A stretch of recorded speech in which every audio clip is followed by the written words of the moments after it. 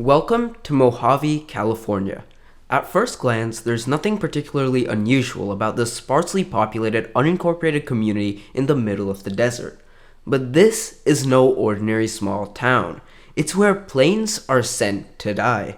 And not too long ago, experts in the aviation industry believed that the Superjumbo A380 would be sentenced to this fate.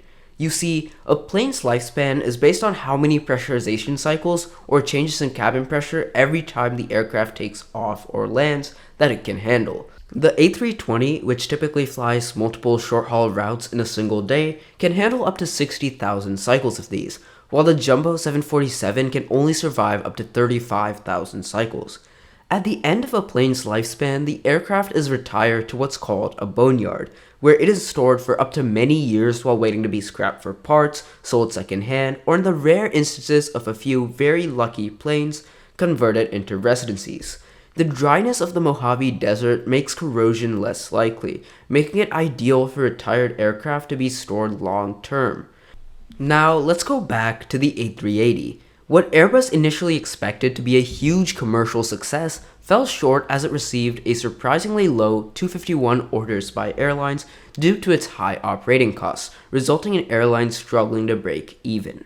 However, Airbus claims that the A380 has the lowest cost per seat of any wide-body aircraft, which is technically true, but only if it has a load factor of 85% or higher. While the operating costs remain the same regardless of how full the aircraft is, it becomes cheaper to operate on a per-seat basis when more seats are sold. Emirates, by far the largest operator of the A380, has been the only airline to have managed to turn the A380 profitable, utilizing Dubai's central location to connect long-haul traffic.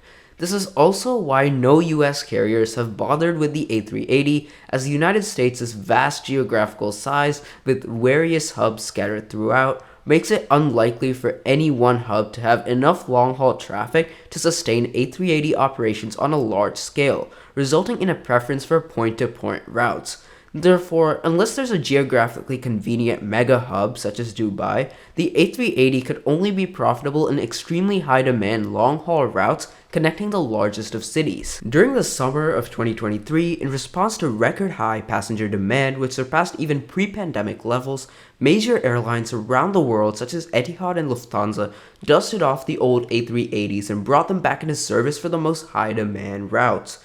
UK-based startup Global Airlines wants to take this even further.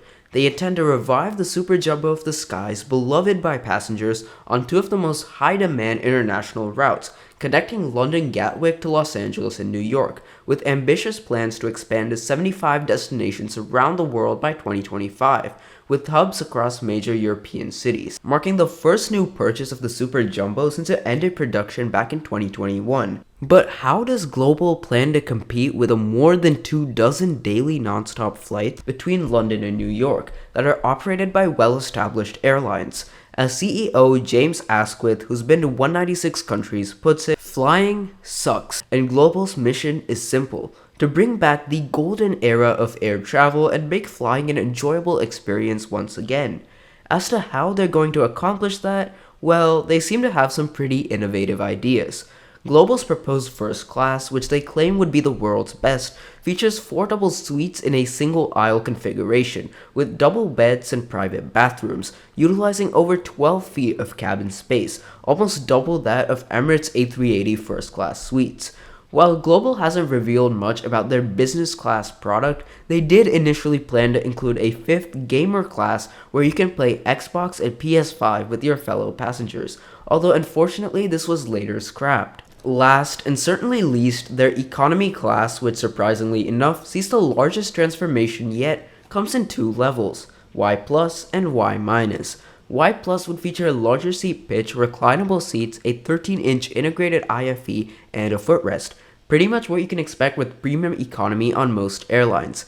On the other hand, Y Minus more closely resembles a budget airline, as it would feature non-reclinable seats, shorter seat pitch, and tablet holders. However, despite their innovative cabins, aviation experts highly doubt Global Airlines will take off, as the economics of the Superjumbo aren't in their favor.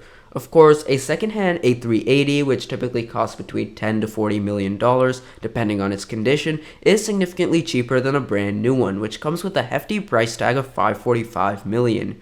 But the cost of refurbishing the A380 into the kinds of luxurious cabins Global envisions will likely exceed the cost of the aircraft itself. Critics maintain that it's unlikely for Global to succeed, as filling the A380 enough to turn profit has historically been a huge struggle for most airlines, but Asquith believes their competitive advantage comes from passengers willing to spend a little bit extra for a much more superior in-flight experience. He has been quick to point out that Global Airlines differs from other failed transatlantic airlines such as Norwegian, as they focus on creating the highest quality onboard product rather than offering a subpar one at the lowest price.